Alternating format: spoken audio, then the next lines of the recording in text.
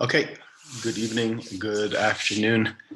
Today we're learning Parshat Yitro. This is a big one. This is, one could argue, the conclusion, no, or a very important milestone on the way from the Exodus story. You know, if the Exodus is the birth of a nation, then Yitro, at least in the middle of the Parsha, is when the nation gets their mission. So that's important. You know, you have birth, but then you have the age of reason and understanding. And when you need to understand what your purpose is and what you're trying to accomplish. So that's what happens in Parshat Yitro. If there are three major foci in this story of the people of Israel, one is their birth and their creation story, which is the Exodus, and one is their mission, which is Yitro, and the third one would be their destination, which would be the land of Israel, which is interesting that it doesn't actually take place in the Torah, it takes place in the Tanakh, but those are the three main points, and therefore we have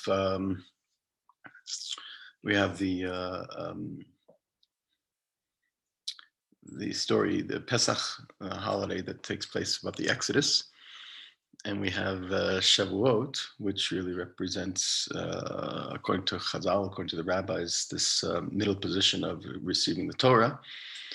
And then we have Sukkot, which is a holiday of the fruits, a harvest that takes place in the land of Israel. So these are these major holidays that are representing the major components of birth, mission, and destination.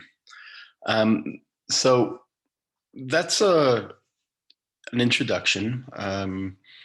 We learned already in Parshat Shmot, when God speaks to Moshe and says to him, here's a sign that you're going to succeed in your mission, which is take the people out of Israel on their way. Take the people out of Egypt on their way to Israel, but also Tabdun et Elohim al har hazeh.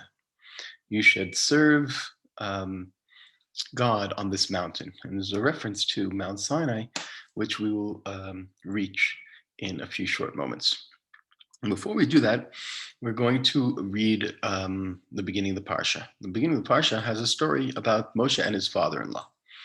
His father-in-law's name is Yitro, although according to commentaries, he has several different names. And the reason that they say he has seven different names is because different names appear at different times, and it can only be the same person, but called by different names, which is not unusual. I mean, we ourselves are called by different names, so this is a clear possibility. Yitro is a fascinating personality in the Torah. We always like to say he has a name, he has a Parsha named after him, which is a big deal. Not everyone gets their own Parsha. And Yitro certainly is not presented as part of the Israelites. He's a Midianite, and he's not just a Midianite, he's a priest. He's a priest from Midian. And he's also Moshe's father-in-law. Now, what's the relationship between Moshe and his father-in-law is very interesting. What's the relationship between Yitro and his grandchildren is also very interesting. A lot of questions and many, many different positions are taken to a fundamental question, which we will get to in the text, as to where Yitro ends up. And we'll talk about it just in terms of some of the commentaries. But the Parsha begins with Yitro, Moshe's father-in-law, heard all that God had done for Moses and the Israelite people, how the Lord brought Israel out from Egypt. So Yitro hears something, right? It's very interesting that our last end of that last Parsha, where there was a battle between Israel and Amalek. Of course, before that, there was the splitting of the sea. Before that, there was the Exodus.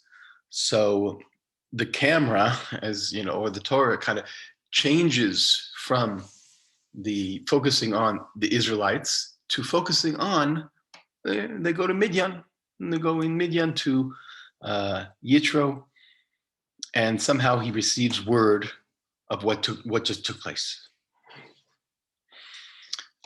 Rashi famously asks, Yitro heard, and he says, what was the particular report which he heard so that he came? In other words, Yitro's hearing in the next verse is, and he came. Because he heard something significant, he realized that he must come to be part of it at that moment. So Rashi says, what did he hear? He heard about the splitting of the sea and about the battle with Amalek. The Torah just says he heard all the things that God did by taking them out of Egypt, but Rashi gets more detailed, and he said that he heard the specific miracles which took place. Rashi's quoting a midrash. Chizkuni says that Yitro heard about the Israelites having crossed the Sea of Reeds and the Egyptians having drowned in it during the pursuit of them. That's how Rashi, we just said that. How does Rashi know this? What's fascinating is that Rashi knows this because we have a report in Sefer Yoshua, in the book of Joshua, where Rachav says to the spies, all right, this is 40 years later, she and her people are still scared of the God who had orchestrated this event. So we now, we have a theory that Yitro heard this, and then later on, 40 years later, Rachav says, well, we know that what God did for the Israelites at Yam Suf. So it gives us a little detail that we didn't know until now, and therefore the commentaries say it must be that it's Kriyat Yam Suf. So that's Kriyat Yam Suf. That's the splitting of the sea. Why does Rashi add the battle with Amalek? Now, you could argue that that's the most obvious because that's the story that took place right before our Parsha.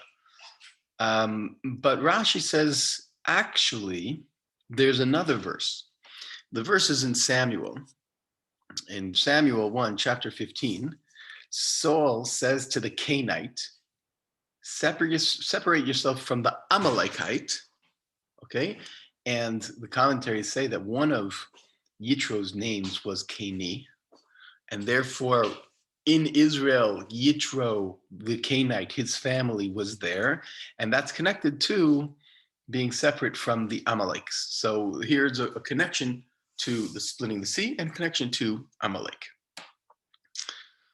The Torah says that as a result of hearing this amazing thing that took place, Yitro takes Tzipporah, Yitro, the father-in-law of Moshe, takes Tzipporah, Moshe's wife, after she had been sent home. Everyone asks, what does it mean after she had been sent home? The Midrash famously states that when Moshe was going to Egypt, he brought his wife and his children. I mean, you're moving somewhere, so you take your family with you. And Aaron saw him at the gates of Egypt and said, what are you, crazy? We're all trying to get out of Egypt, and now you're bringing your wife and your kids. Leave them in Midian. Now, that's an interesting midrash. It certainly explains the fact that Yitro now brings Moshe's wife and the children after they were sent home by Moshe. And then we meet his two sons. We already met one of them in the previous chapters, but we meet the two sons. The first one's name is Gershom. That is to say, I have been a stranger in a foreign land. And we had this discussion just recently, what stranger in what foreign land? And there's two possibilities. Either he was a stranger in Egypt, and that's a while back, or he was a stranger, he's a stranger in Midian, which is also interesting. Now, so Gershom represents, he has his child first, he's married, he's he has this. He marries Tzipor. He has this child. He's living in Midian, and he names the child for his experience where he is right now. I'm a stranger in a strange land. That's one possibility. The second child he has a more of a theophoric or godly name. The name is Eliezer, which means the God of my father helped me. Azar, he helped me from the sword of Pharaoh. So it's not exactly chronologically, it doesn't really, it kind of goes backwards, which you could argue that that's how Moshe felt at the time, that the first thing he felt was being in this strange experience. And the second one harkens back to his earlier days.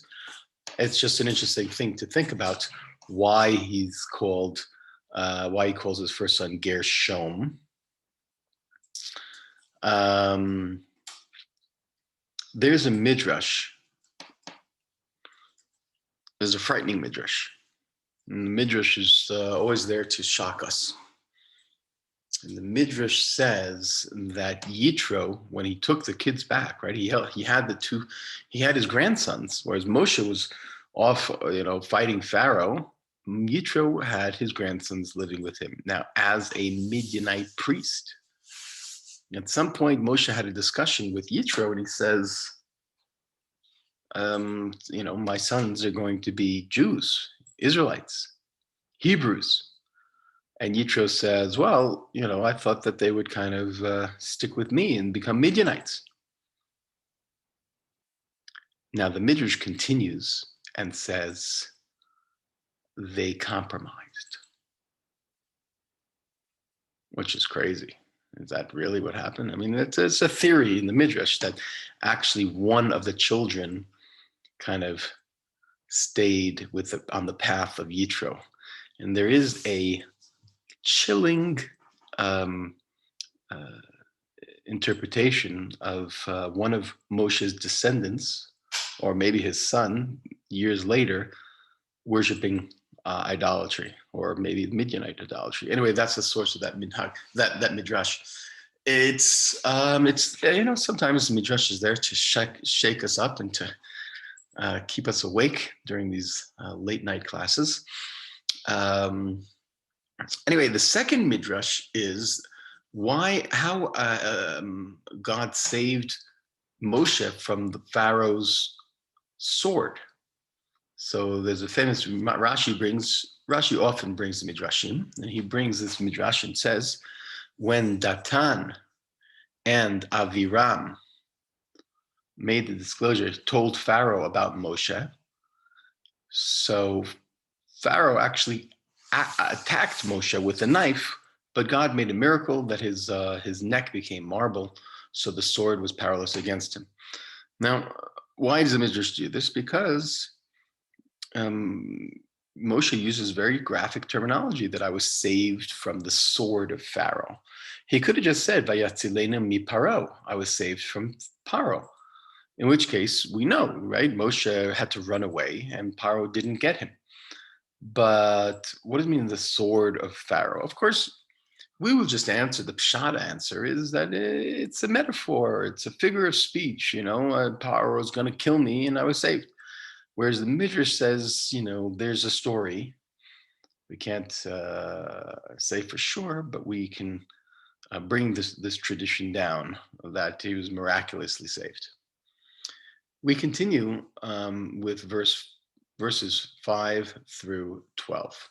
Okay, Yitro, Moshe's father-in-law, and I'd like to say that the Torah, every single time it says, almost every single time it says name Yitro, it says Moshe's father-in-law. We would think that we would know who he is after you tell us once and they're done. But apparently there's something to the fact that the Torah keeps saying Yitro, Moshe's father-in-law, Yitro, Moshe's father-in-law. I'm not sure what it is, though, to think about it. Anyway, Yitro, Moshe's father-in-law, and his sons, and Moshe's wife come to Moshe to the desert that he called or was living at, called the mountain of God. This is a difficult verse, and we'll talk about it in a minute. Verse 6, Yitro said, I am your father-in-law coming to you, and your wife and your 2 sons. And by the way, in verse 6, Yitro said this to Moshe. Now, the translation is very correct, even though it's not literal. The literal translation is, and Yitro spoke to Moshe. The figurative translation is that he sent word to Moshe. After all, Moshe is the leader, so no one can just walk up to Moshe and start talking to him. There's security.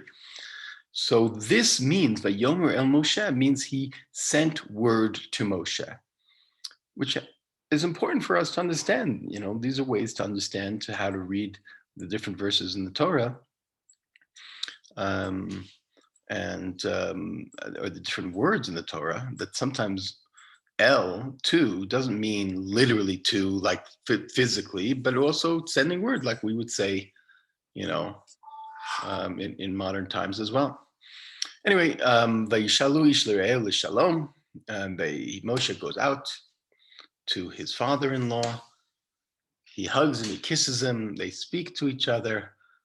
He tells Moshe tells his father-in-law all the things that happen and all the wonderful things, and Yitro is responding.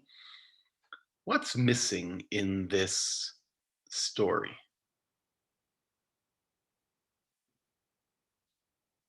Oh, should we make this interactive? Is anyone going to? There is not a wife, Tzipporah, and Thank you. Thank you, Eric. What happened to Moshe? See, it's been a year. He hasn't seen his wife. He hasn't seen his sons. He sees his wife and his sons, and they come to him, and he kind of ignores him, it seems, and just speaks to Yitro. And that's it. That's the whole story. We don't hear of Moshe, you know, embracing his wife, embracing his sons. The question is how much you want to read into that. You know, we can do it in 2 different ways. We could say the Torah chose not to tell us that a private encounter with Moshe and his sons and his wife. Obviously, it's filled with emotion. It's filled with a beautiful, you know, return, and they spend wonderful time together. That's not even a discussion. It's not important for us. That's one approach. We could do that.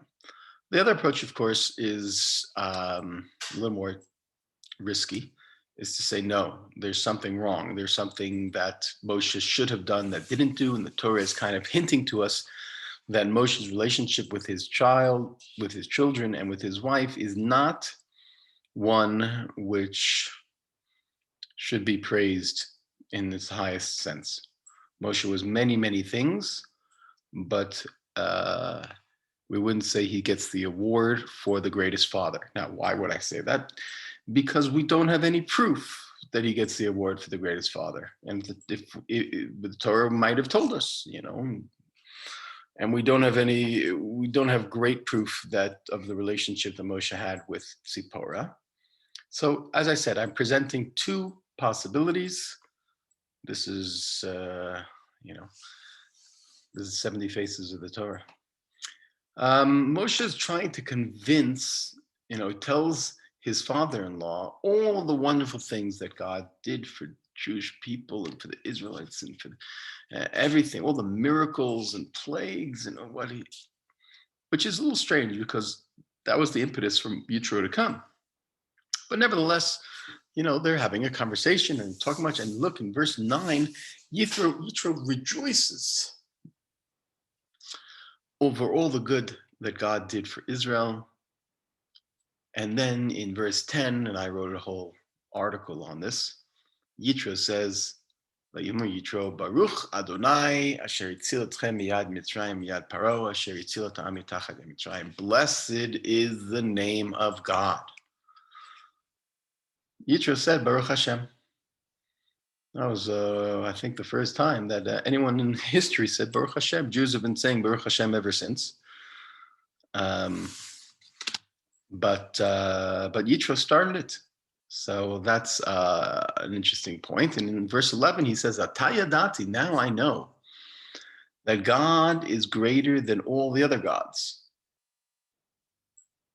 by the result of the various schemes against the people.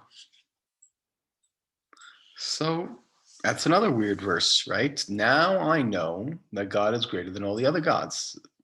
The Torah says the following, and this is the Ten Commandments. So the Torah says, the Torah never says, there are no other gods. The Torah doesn't say that. The Torah says, there's one true God. The Torah says, there shall be no other gods on my face. In other words, in my place. The Torah acknowledges that there are other gods. Of course, we'd have to define what the word God is, right? But if we say that God is Elohei Elohim, the God of gods, so what does that even mean, right?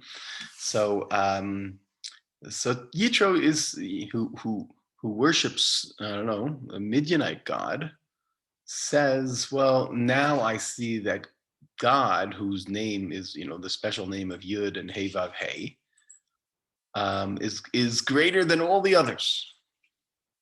Remember, this is a polytheistic society, and Judaism introduces monotheism to the world. So, so Yitro said, you know what? I should really include the Hebrew God in my pantheon of gods. And I'll praise him. He's even better than the rest of them. Now, the final verse in this little sequence is Yitro, Chotein Moshe, the father-in-law of Moshe, brings sacrifices and a burnt offering to Elohim. And Aaron and Moshe and all of Israel sit and they break bread and have a meal.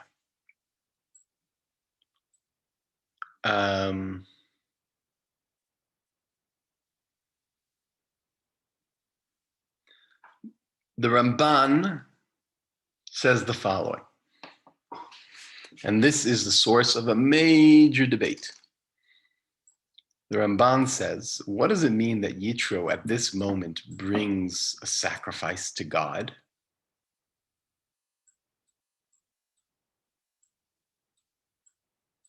He says it's obviously Yitro converted at this moment. In other words, you don't, come and see and hear and rejoice and say, well, God is greater among all, all other gods, and then offer sacrifices and then say, okay, now I'll go back to being a Midianite with Midianite gods or whatever kind of god he was serving. According to the Ramban, obviously, and he says, Vinit Gayer, and he converted, Bimila, with a circumcision, and Tvila, he went into the mikvah, Kamishpat, the way that it's supposed to be. So according to this position, Yitro converts to Judaism right here. Now, once again, if we were sitting around a room, we would all weigh in and discuss and share our feelings, but this is a weird world. We're all on Zoom and it's a long class. So, I'll assume that you would have all kind of given your own views about various positions, because there's another position which we'll get to. And that position is Yisro didn't convert. The Torah never says it. Yeah, he offered sacrifices, but he offered sacrifice to everyone. The Torah never says Yitro converts. Not only this, but if you look at, let's go to the end of verse 27. Then Moses bade his father-in-law farewell, and he went his way to his own land. According to this story, Yitro goes home.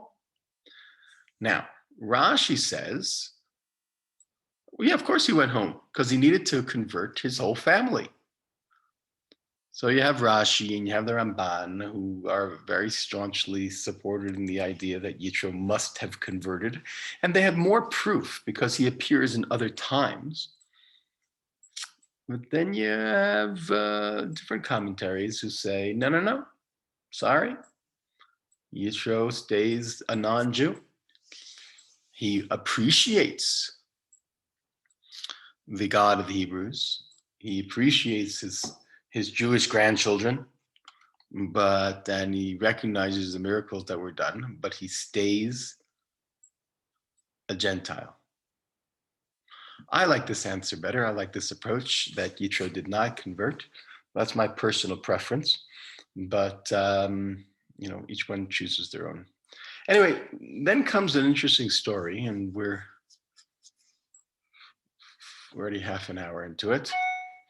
A story that says the following. The next morning, Moshe sits to judge the nation. And the people stand on Moshe from the morning till the evening. The translation, does he do stand? Stood about Moses. Okay, in Hebrew, Vayeshev ha'am, Vayamot ha'am al Moshe. It's not literal, right? Because the nation can't stand on top of Moshe. So it must have some kind of expression. It means that they were standing around, they were waiting. There were long lines to see Moshe. So that's the story. Moshe was judging the people, and there were long lines to see him. Each person was waiting online. Well, verse 14, Moshe's father-in-law saw all that was going on, and he says, "What are you doing? What is this thing that you are doing to the people?" Apparently, Moshe was doing something to the people. He was making them wait on lines, right? Why are you sitting by yourself and everyone else is standing on you from morning till evening? That's Yitro's question. I guess you have certain prerogatives because you're the father-in-law, right? You wouldn't go over to the king and just offer unsolicited advice and say, "Hey, I think you're doing a terrible job. What do you think? Why do you think you should be doing this? You should do something else." It doesn't work like that. The leader is the leader. But Yitro, of course, has an in because he's the father-in-law, and so he has a way to speak to Moshe directly. And when he speaks to him, he says to him, "What are you doing? This is inefficient." I wrote a whole article on this.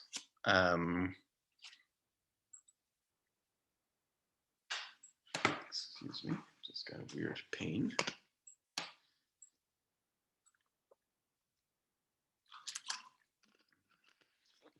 I wrote a whole article on this. And I'll tell you right now, my thesis was Yitro was in the wrong.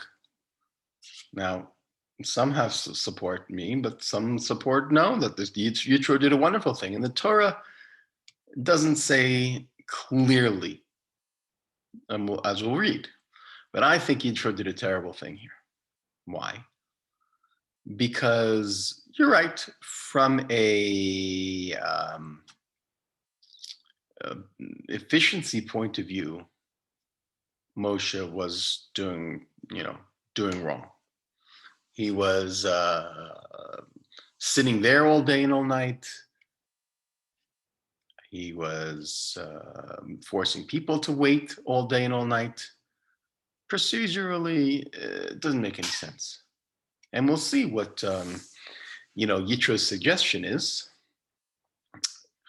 Verse 17, Moses' father-in-law said to him, "It's not good, this thing that you are doing. You'll wear yourself out, your nation. It's too heavy for you to do this job all by yourself. If you listen to me, I'm sure God will be with you. This is what you should do. You should appoint chiefs of thousands, chiefs of hundreds, chiefs of 50s, chiefs of tens. Set up our entire, justice system. You don't have that everyone waits at the Supreme Court, right? Everyone, if you have a problem, you go to your court in your town. That judge is in charge of 100 people, maybe 500 people, maybe 1,000.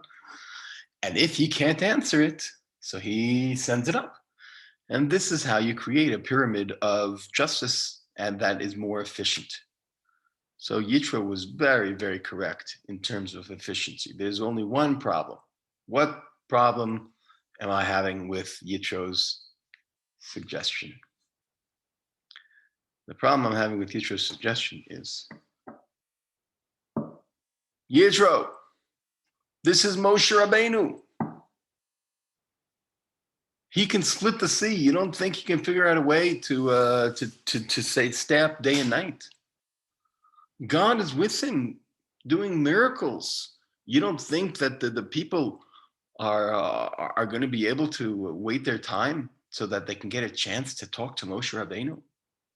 What you're doing is killing the strong relationship between Moshe and his people. Oh yeah, go to this clerk, go to this judge. Maybe one in 10,000 will be able to see Moshe for a second. What are you doing?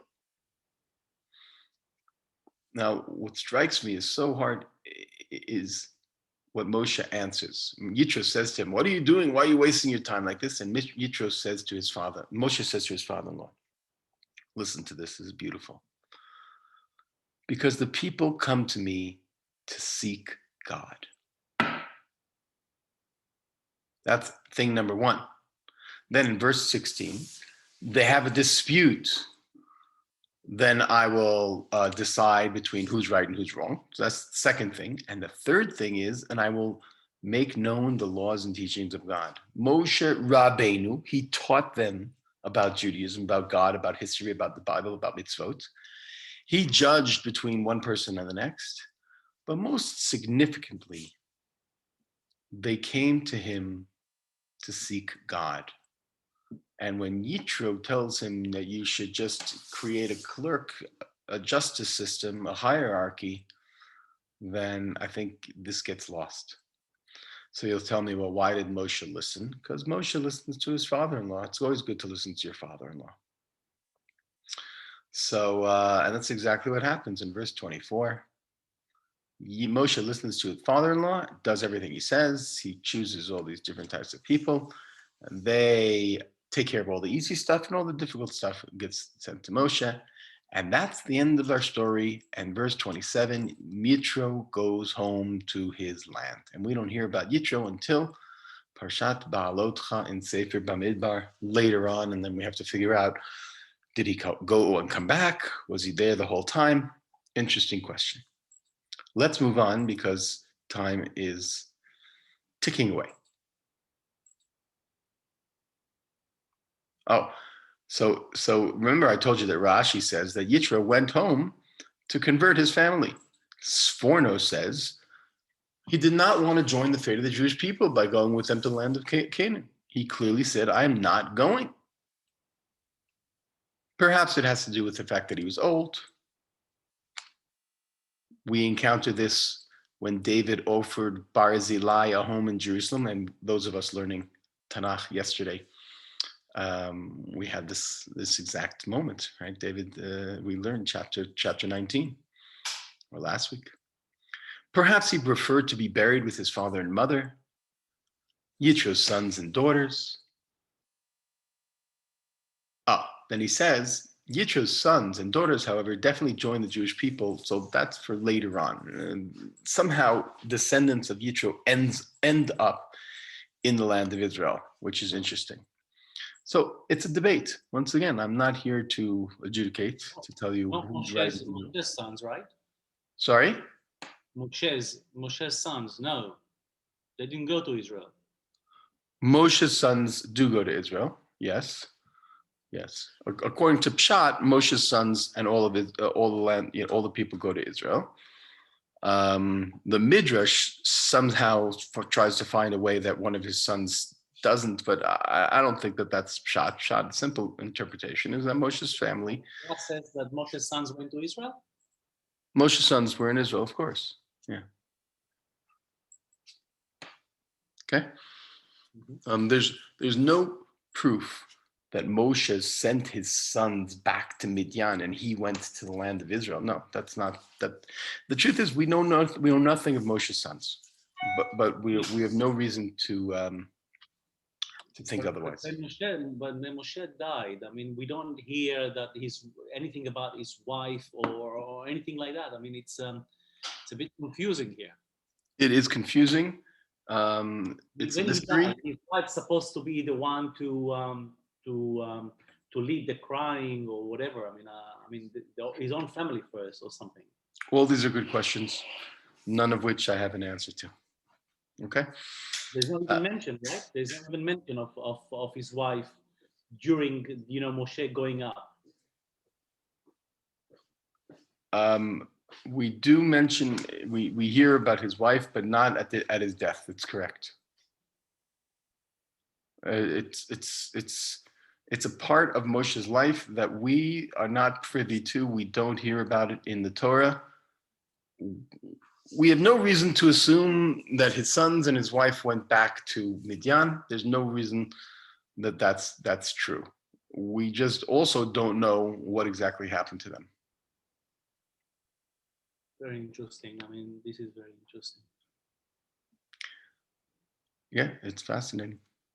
Okay, chapter 19. Chapter 19.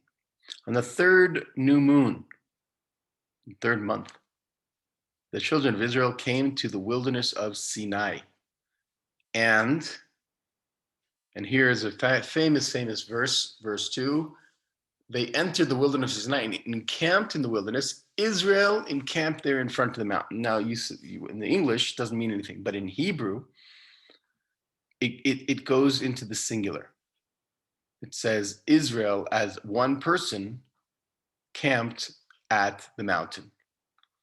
So, of course, the pshat is that when you speak about a nation, you can speak about a nation in terms of one person, but it's not so simple pshat, because sometimes it says vayachanu. Plenty of times it says vayachanu, they camped. And here, for some reason, it says he camped. And here's a famous Rashi, that Rashi says the following. They camped as one man with one mind, or with one heart.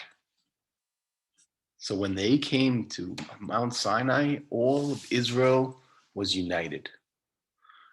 Now Rashi adds from the Midrash, but all the other times that they camped, they were constantly fighting with each other and bickering and dissension and all this kind of stuff. So here's the one moment, it's good timing, because they're about to get the Torah, but it's certainly the Midrash. It's a famous Midrash. Every single Jew who you meet on the street knows this Midrash, that there was one time where all Jews were united, and that was to get the Torah. Verse 3, Moshe goes up, and God calls him out from the mountain and says, "Thus shall you say to the house of Jacob, and declare to the children of Israel." Rashi famously says, the house of Jacob, this denotes the women, Beis Yaakov, and this is what Sarah Shanir chose as the name of the school for women to learn Judaism. That's called Beis Yaakov. And it's a very nice idea that God says, this Torah, this revelation, this moment is for Beis Yaakov and for Bnei Yisrael. It's to both audiences. They might be separate in terms of sexes, but they're equal in terms of those receiving the word of God, receiving the Torah. And what is he saying to them? You have seen what I did to the Egyptians, and I bore you on eagle's wings and brought you to me now. And here is my favorite, actually the next verse 6 is my favorite verse in the Torah. Why is my favorite verse in the Torah? Because it's rare in the Torah that the Torah actually tells us what we are supposed to do, what we are supposed to be. But here, the Torah says it straight out. You want to know what your mission is in the world? Okay, as a Jew, here's your mission. Okay. Now then, if you obey me faithfully and keep my covenant and be a treasured possession among all the peoples, because all the earth is mine, then you shall be to me a kingdom of priests and a holy nation. So that's our mission. If you're Jewish, you have two things. You want to be a kingdom of priests, a mamlachet kohanim, and a goy kadosh, a holy nation. The rest of the Torah is a commentary on what it means, how to do that. What does it mean to become a kingdom of priests? And what does it mean to become a holy nation?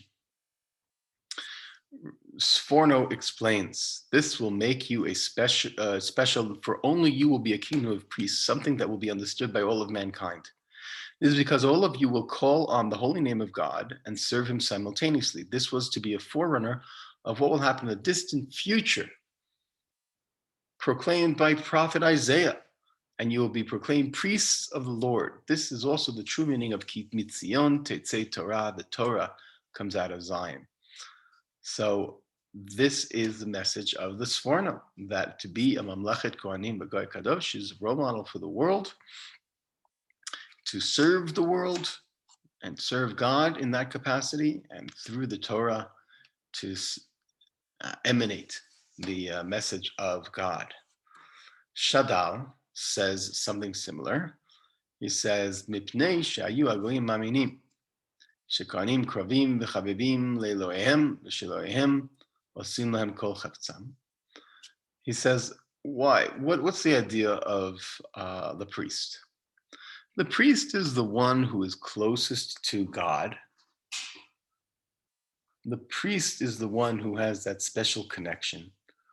The priest is, spending their time connected to God, serving God, and you, as a regular person, you kind of connect to God through the priests.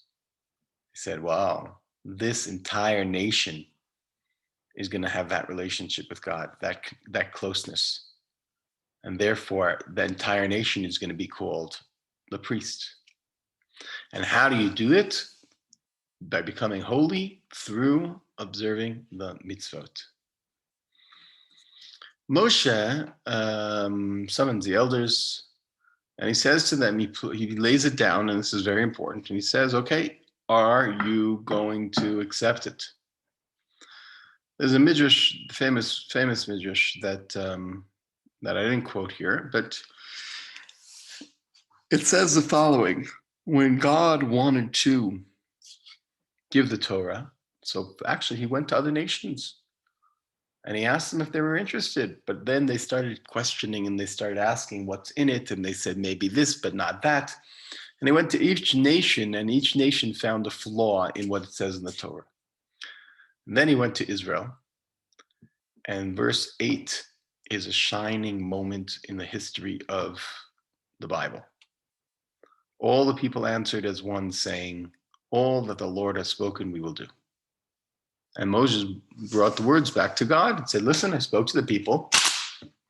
They said yes. They said, we'll do it. They don't even know what it is, and they said, we're going to do it. It's a beautiful moment. Unfortunately, it doesn't last. God says, I'm coming in this thick cloud in order to kind of strike them, give them this fear that they should see me and that they should trust in you, God says to Moshe. And Moshe tells us to the people. Now, in order to prepare yourself for God's revelation, what do you need to do? Verse 10, Moshe says to the people, Ki dashtam hayam umachar, sanctify yourselves today and tomorrow, wash your clothes, be ready for the day number 3. The third day is going to be the critical one. For on that day, God will descend onto Mount Sinai. Stand around, but also be protected. Don't go too close to the mountain, because anyone who does will die because of the holiness that takes place there. And Moshe goes down and he tells them, and the people, and he says to them in verse 15, be ready for the third day. Don't be close. Don't go near to a woman. So there is this sense that in the rest of our lives, we have relationships and connections with women and men and sexual relationships, and that's blessed by the Torah and looked upon very positively in all different ways. However, when you're about to meet God, so then you take a break. And that's what happened. Verse 16, third day, fire, brimstone, lightning, thunder, large a cloud descends, the entire nation trembles. There's another midrash that I didn't bring, verse 17. It says, Moses led the people out of the camp toward God, and they took their places at the foot of the mountain. It says at the foot of the mountain, but it sounds like underneath the mountain. Now, how do you stand underneath a mountain? So the midrash says, God actually lifted the mountain over their heads. And he said to them, if you accept the Torah, great. And if you don't, this is the place where you will be buried. This is your grave. So everyone screams, what are you talking about? The whole point of Judaism is that we have free will. So how is the Midrash telling us that they lost free will at this critical moment? And the answer is, we don't really have free will. Right now, you know why we have free will to do good or evil? Is because we don't see the presence of God in front of us. Can you imagine if the cloud descended and pillars of fire and screens and lightning and thunder and a voice came out of the skies and said, hey, go pray. Stop eating what you're eating, or go, return that money to your, then we would all obviously follow. But then we would lose our free will because the presence of God is too powerful. So that's what the rabbis are trying to get at that moment. But that's okay, because you don't need free will.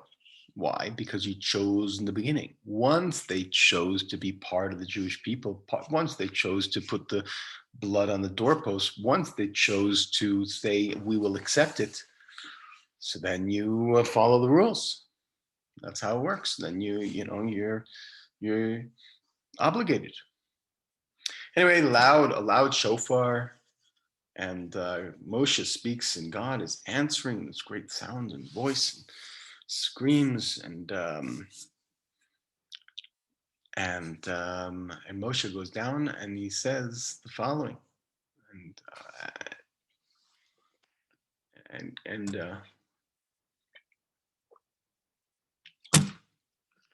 this is the context of which we begin the 10 Commandments. And this is what we're going to study until the end of the Parsha. Vaydaber Elohim et kol advarim ha'ela lemor. And this is the introductory verse. Rashi says, it's interesting that it says Elohim spoke. And he says Elohim means judge. Since there are chapters of the Torah that if a person observes the commands, he will receive a reward, and if he never observes, he will not receive punishment. One might think that the 10 Commandments are also such a character that no punishment will follow if you sin. Therefore, the Torah says God spoke harsh as a judge, ready to exact punishment. 10 Commandments is not volunteer. It's not you get to choose. 10 Commandments and the mitzvot in the Torah are obligations. And therefore it starts with very strong language by Vaydaber Elohim.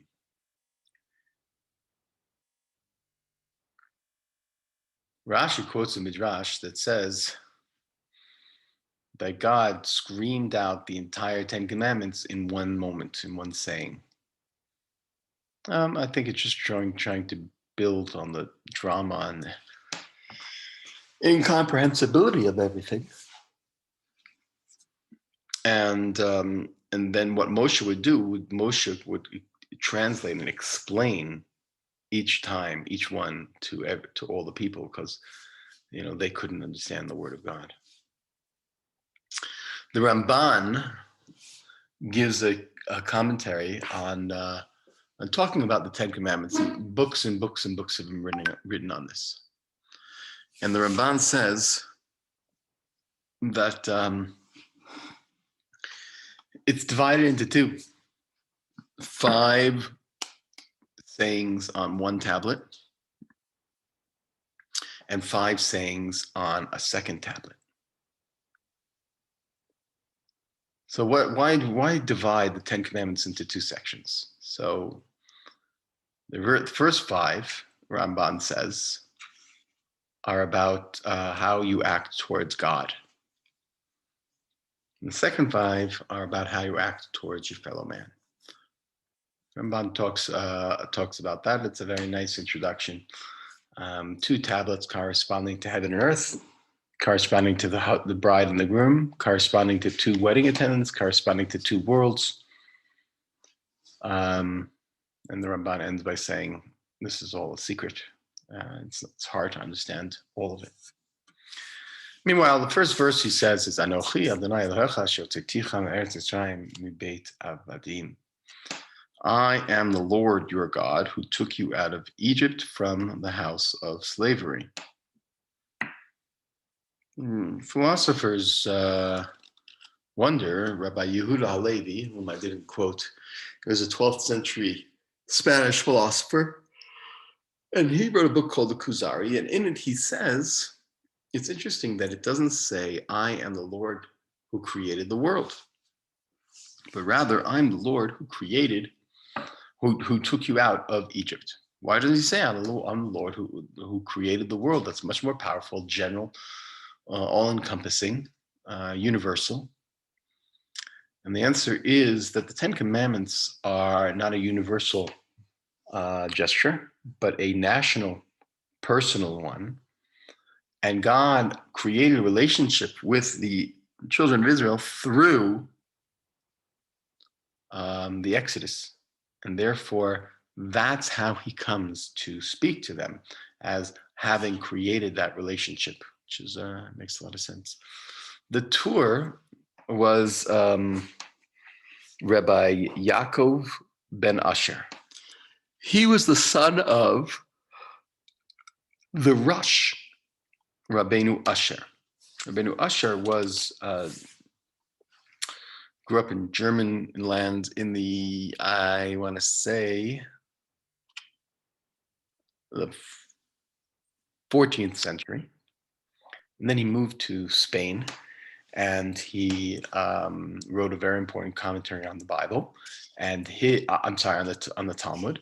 And his son wrote what would become the Shulchan Aruch, or the precursor to the Shulchan Aruch. He also wrote a commentary on the Torah, and he said the following. He a lot of beautiful things. He says, I'm the Lord your God. This is a positive commandment to believe in and feel absolutely certain of the existence of God as a primordial force that preceded any phenomenon which is part of the material universe. Very philosophical.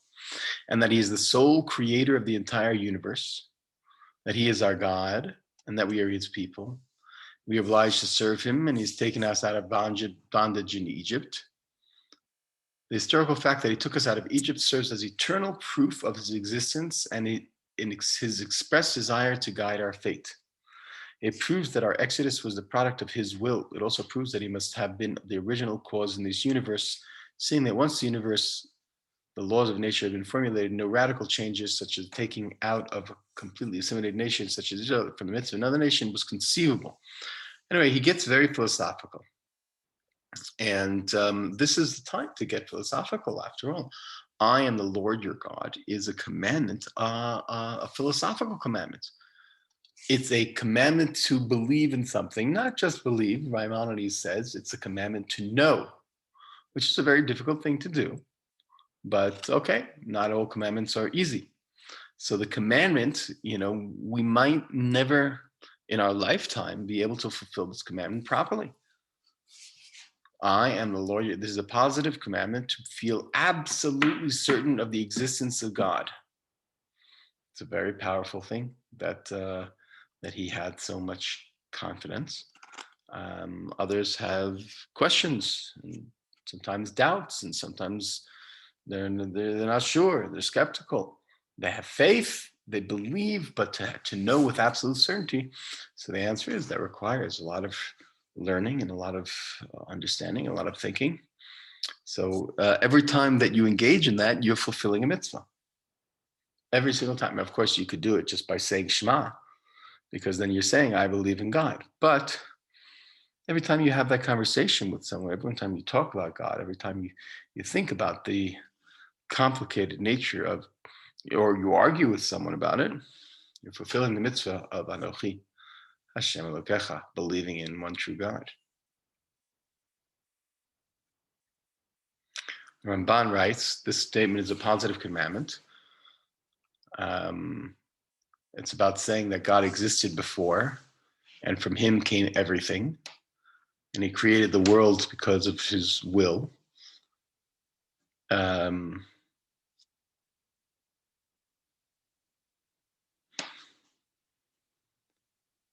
Okay, that's the Ramban. The next diber, the next commandment, said the following: you shall have no other gods besides me. Lo yeh Elohim acharim al panai. You shall not have no other gods besides me. What should it have said? It should have said, there are no other gods. But instead, everyone had their own little god. It's just, in ancient time, that's what it was. You had your God. Your God was very powerful, but not that powerful. And therefore, you had different ones. So God says, no, I don't like this idea of hedging your bets. If it's me, it's me. So no more sculptured images, no more likeness, no more pictures, no bowing down to them, no serving them.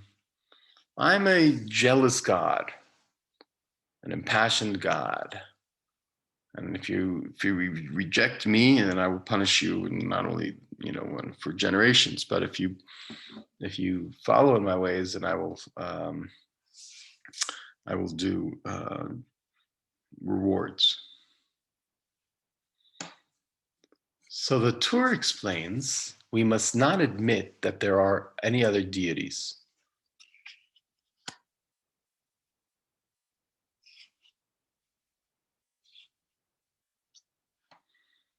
We can't even acknowledge that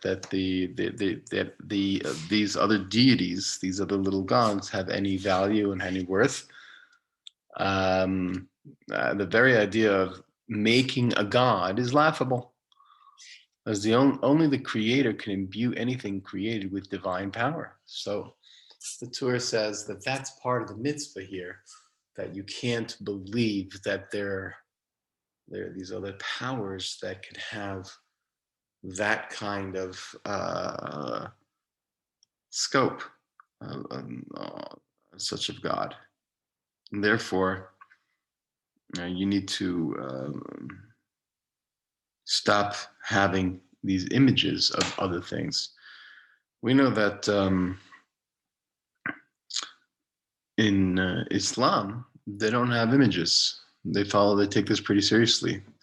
There's one mosque, an ancient mosque, that has just pictures of faces, but otherwise, no mosques have faces on it. They take this very seriously. And in ancient times, the temple had no images, no faces, maybe some faces of animals, but not of God and not of people. Even in the first temple and the second temple, there was, they took this law very, very seriously. After the Second Temple, Jews in their synagogues were influenced a little too much by Greek culture, and all of a sudden images did appear in synagogues, and you can see that in mosaics in different places in Israel. So that's an interesting course, of events. And of course, in Christianity, what's it called? Iconography. It's all over the place. Faces and pictures and the like. So that's where we're holding. Don't bow down to them. Don't serve them. Says the Torah says any kind of worship, even if it does not involve visibly prostrating oneself, it's still forbidden because it lessens your faith in God. The Sforno says you must not attribute divine qualities to anyone, any other servant of mine. So this is interesting. You cannot have other individuals who possess or you attribute godly qualities to. It's one of the 10 Commandments, not accepted. Apparently, it was done in Assyria, Babylonian, Hamas, 10 tribes, etc., etc. Don't make psalim, don't make idols, even if you're not going to worship them, says the Sforno. Nevertheless, you can't go around making them. It's just a destructive force in the world. Number 3, lo tisa et shem Adonai Elohecha lashav, ki lo yinakeh Adonai et asher yisa et shmo lashav. It says the word shav twice, and shav means false. You shouldn't swear falsely in the name of God, for God doesn't like that. This is one of the commandments that has more meaning in ancient times when our words were very careful.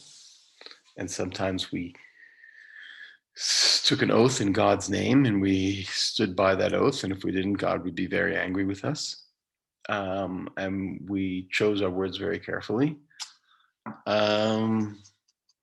We're not so good at it these days, but that's why it's an important one in the 10 Commandments in the Bible. Swear an unnecessary oath is also a problem. You know, on Yom Kippur, we have the Kol Nidre, because taking an oath and saying things that in invoking the name of God, or even without the name of God, big no-no in Judaism.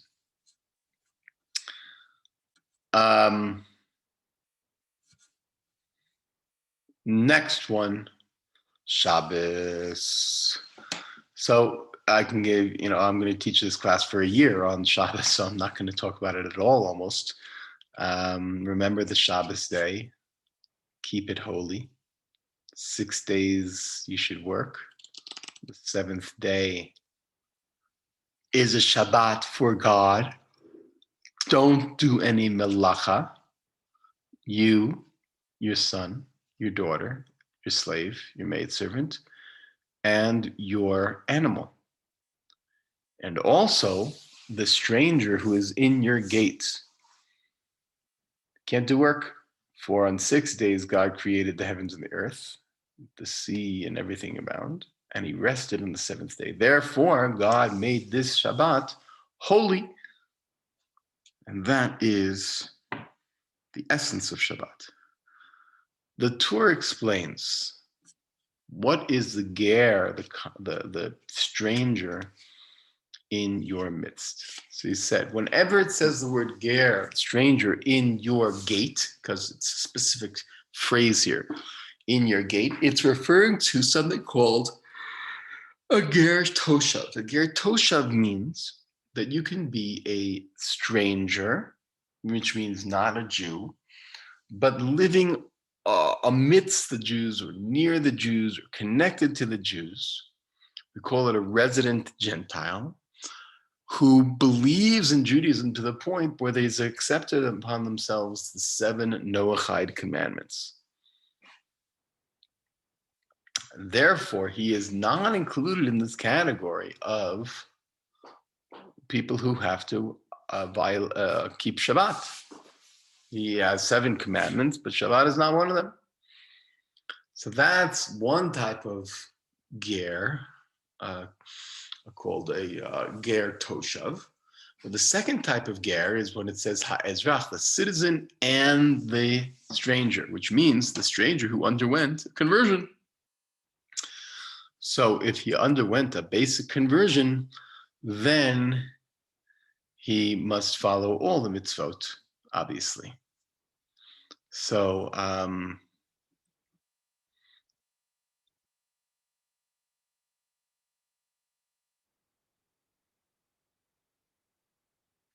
all right, there are different views about this, but the Torah goes out of its way to tell us that there is a stranger amongst you, and you have to take him into account, even on Shabbat.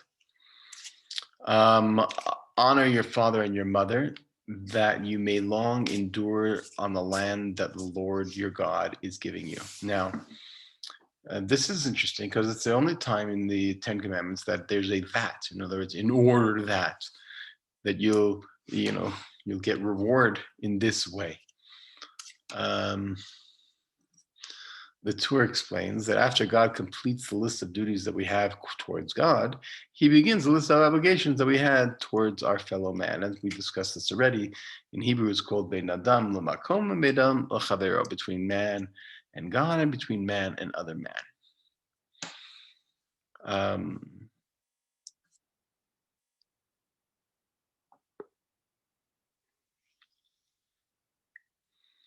There's a lot to say about honoring our parents, but I'm going to skip that part.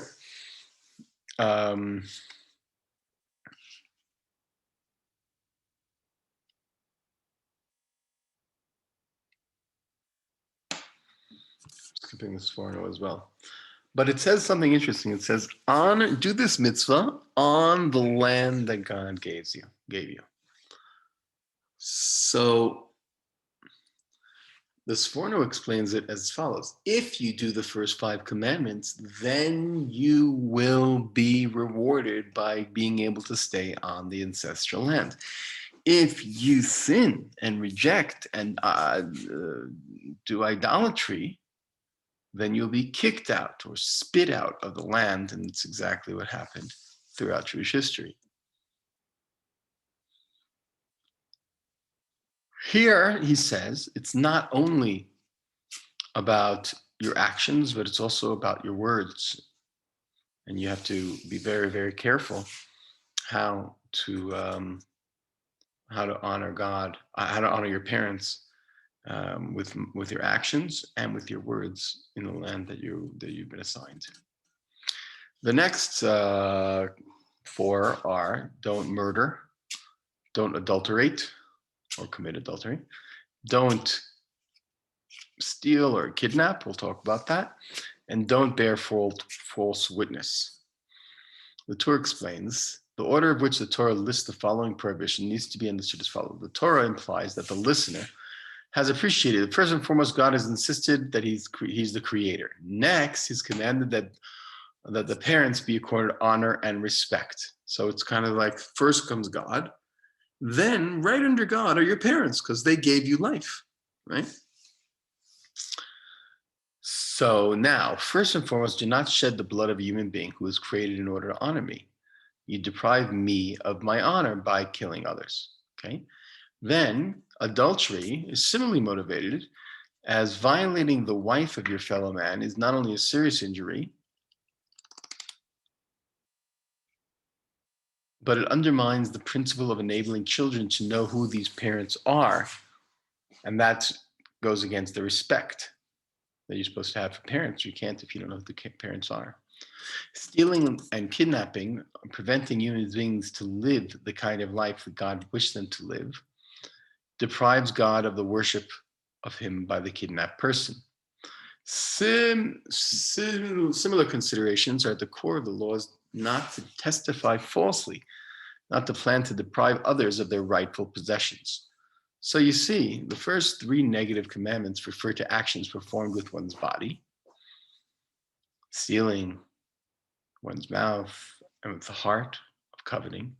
The next portion of the Torah deals with a long list of mishpatim, that's what we'll discuss next week, violations of the interpersonal relations that you go. So there are actions that you do against God with your physical actions, and then your actions in your mind, and your actions in your heart, even in your and then come the actions between different people. So there's so much to talk about, but we're just going to skip a little bit. Sforno says that it refers not just stealing, it refers to kidnapping human beings, but also more than that, deceiving your fellow man deliberately is called stealing. Geneva dat habriut. It's a law in Judaism.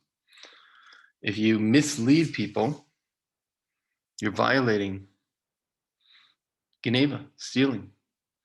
So we have to be very careful about how you treat people, and how you. The Torah is very, very strict. The halacha is very strict about that. False testimony also includes defaming someone, ruining someone's reputation. It's a terrible thing, and probably all guilty of it in some level, because we talk, plotki, we talk, and we end up in a dangerous situation. Lo tachmod. This is the hardest mitzvah of them all. You're not allowed to covet. You'd think, I'm not going to steal my neighbor's car, but I certainly want it. So there's a machloket, there's a debate whether it's actually not wanting, or there has to be an action involved. According to Maimonides, it doesn't mean that if you say, wow, my neighbor got a new car, oh, it's really nice, I would love that, then you're violating one of the 10 commandments. Oh, my neighbor got married, she's a beautiful woman, it would have been nice if I had found her. You're violating the 10 commandments. Or the house, right? Maimonides said that's ridiculous. However, he says that if you desire your neighbor's car and then you take steps to take it, so then you're violating the 10 commandments in as well as stealing, but you're also violating this as well. So that's Maimonides' position, that you need to have an action. Others say no. Sorry. This is teaching you how to feel, teaching you how to think, teaching you how to have desire and to curb that desire. And that's why this is the hardest of all the commandments, because train your mind to not have that desire. And it's a very difficult thing, but that's what we work on in our lives.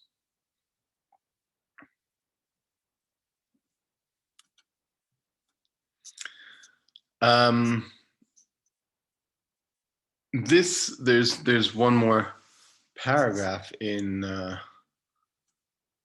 Parshat Yitro, but we'll finish with the 10 commandments. We'll discuss the next part, which is, the people got so scared and they turned to Moshe and they said, please, we don't want to hear God saying this anymore. We're too frightened. We're going to die. And therefore Moshe ended up saying the rest of the 10 commandments.